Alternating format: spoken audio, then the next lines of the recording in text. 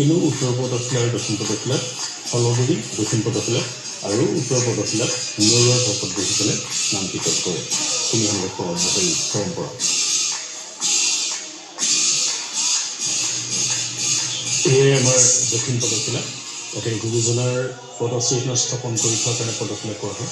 এয়া দক্ষিণ পদশিলাৰ কাৰণে ফলগুৰি সত্ৰৰ ভকতসকলে দক্ষিণ পদশিলাতে নাম কীৰ্তন কৰে। গতিকে আমি বিভিন্ন স্থানৰ ভকত বৈষ্ণৱৰ কোৱা হয় যে উত্তৰ পদশিলা, দক্ষিণ পদশিলা, দীঘল পদশিলা কিয় হ'ল। আমি আগতে কৈছোঁ যে যিহেতু দুখন সত্ৰ আছে ফলগুৰি আৰু নৰুৱাৰ, সেইকাৰণে ফলগুৰিৰ কাৰণে দক্ষিণ পদশিলা আৰু নৰুৱাৰ কাৰণে উত্তৰ পদশিলা।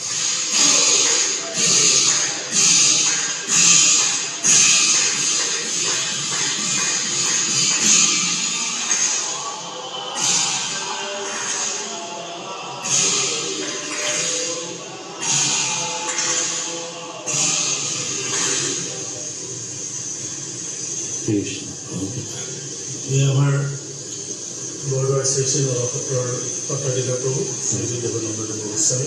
এতিয়া আপুনি সুধিবলৈ কথাখিনি তেখেতক প্ৰদান কৰিলে। আমাৰ পৰম উদ্দেশ্য যে আমাৰ লগত এই নৰসত্ৰৰ সত্ৰাধিকাৰ শ্ৰী শ্ৰী দেৱানন্দ গোস্বামী আমাৰ মাজত আছে। তেখেতৰ এই পদশিলা শৰাই পতা নিয়মসমূহ সম্পৰ্কে কিছু কথা জানিবলৈ চেষ্টা কৰোঁ। যে পদশিলা হ'ল তাত মহাপুৰুষ শ্ৰীমন্ত শংকৰ গুৰুজনাৰ দুখানি চৰণৰ চিন আছে, পদচিহ্ন আছে শিলত। শিলত থকাৰ কাৰণে পদশিলা।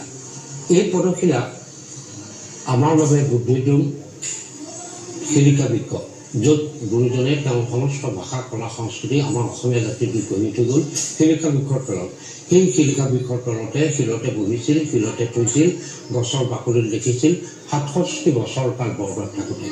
আৰু তেতিয়া শিলত তেওঁ দুখানি চৰণৰ চিন লৈ গ'ল। এই কথাটো কোনেও গম নাপায়।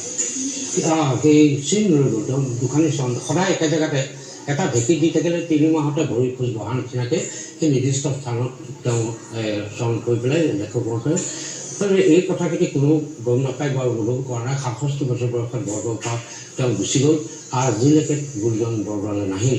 কিন্তু এই বৰদোৱা যেতিয়া পুনৰুদ্ধাৰ হওঁতে তেতিয়া সপোনত এই শিলিখা বৃক্ষৰ তলতে গুৰুজনৰ পদ চিহ্ন আছে বুলি পেলাই সপোনত পালে আৰু সেইখিনি সংস্কাৰ কৰি উলিয়াওঁতে পদ চিহ্ন ভাৱ পালে।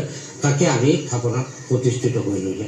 আৰু সেই কথাটোকে হৈছে কোৱা হৈছে যে মধ্যে পদশিলা স্থিত দক্ষিণে নামৰ ঘৰ মণিকূট গৃহবান্ধি ৰহিলা শংকৰ। এই হ'ল পদশিলা।